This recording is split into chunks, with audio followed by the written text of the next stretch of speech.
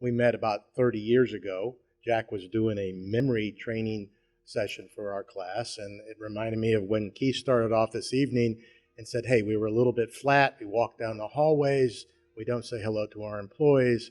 And going through the memory class was really the beginning, the start of in the iron of people first, because Jack taught me how to do a better job at remembering names. So it makes it a lot easier as a leader when you walk through your company to recognize and remember people's names.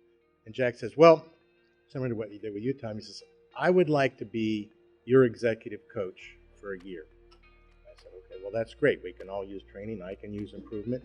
We went through this, and it was about 6 months after we were going through this, and we were coming up on our annual meeting that we were going to have, which is basically a state of the company, past, present, and future, what we were doing in the company. And each year I tried to roll out some initiative. So I told Jack, I said, okay, Jack, I think I'm ready to go ahead and roll this initiative out with that. And as Jack alluded a little bit earlier, I said, I want to do it the right way. I want to be sure it's successful. And I said, even though we have 400 employees in the company, even though we're only going to put 125 people through the company, I said, I want to be sure that all 400 people understand what the people first is really about.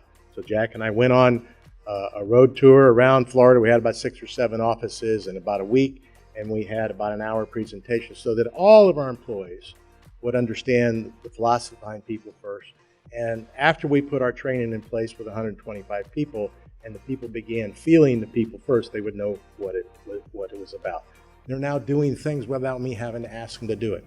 And then it continued to go on. And we would come back and we began hearing testimonies of how it was working with your co-partners and your employees, our subcontractors, and then on with our clients as well. That's just one success story. I would say that since I've retired from Balfour Beatty 4 years ago, and I keep contact with many people, the people first, I continue to hear about how grateful all those employees were about the initiative we put in place with people first.